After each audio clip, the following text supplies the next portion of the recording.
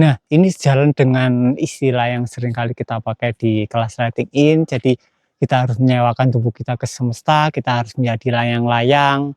Layang-layang akan putus kalau tidak mengikuti arah angin. Jadi kita perlu menyewakan tubuh kita ke semesta dan membiarkan semesta menuntun tubuh kita. Jadi kita perlu membiarkan tubuh kita melangkah dari satu frame ke frame selanjutnya hingga sampai di frame yang merupakan solusi dari suatu kondisi yang selama ini kita judge sebagai masalah.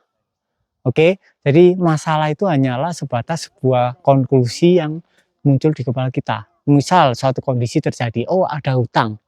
Nah, pikiran kita menganggap masalah. Padahal ketika pikiran itu hening atau ketika kita tidur, hutang bukan lagi sebuah masalah. Mungkin sebuah kondisi, tapi bukan suatu masalah. Nah, ketika kalian terus-menerus praktek, menyaksikan pikiran kalian, menyaksikan emosi kalian, pelan-pelan kalian akan memahami secara aktual bahwa hutang ataupun masalah-masalah tertentu, entah masalah romansa, entah kalian masih jomblo, entah kalian kekurangan uang, atau entah kalian mengalami KDRT, entah kalian mengalami rumah tangga yang kurang harmonis, itu semua cuma kondisi dan bukan sebuah masalah. Nah, ketika kalian membiarkan semuanya mengalir, tubuh kita ini masih ada di ranah dimensi fisikal, dimensi ruang dan waktu.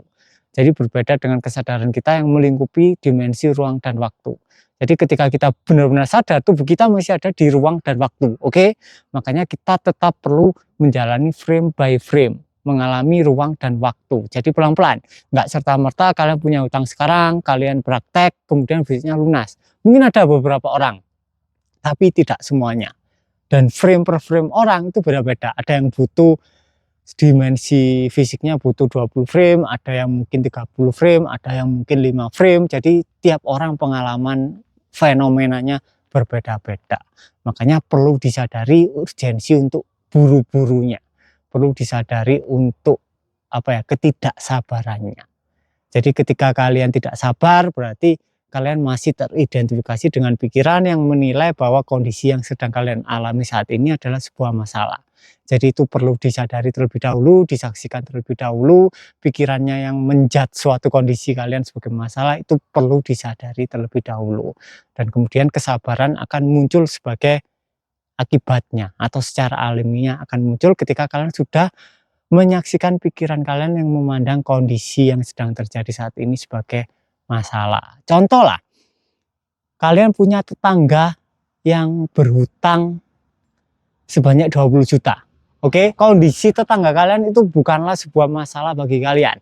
Tapi ketika kalian yang punya hutang 20 juta, pikiran kalian menjudge itu sebagai masalah.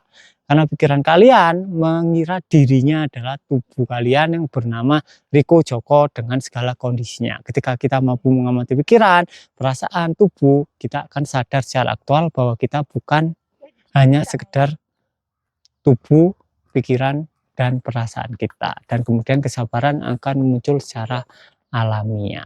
Oh iya, jadi untuk kalian yang mungkin belajar berjiwa, mungkin ikut Intimacy Spectrum, jadi praktekkan saja pelan-pelan. Jadi praktekkan dengan happy, jangan sebagai beban, jangan penuh keterburu-buruan. Jadi praktekkan saja mengalir, nanti pelan-pelan frame-nya akan tercapai dengan sendirinya. Mungkin sekian untuk video kali ini, terima kasih.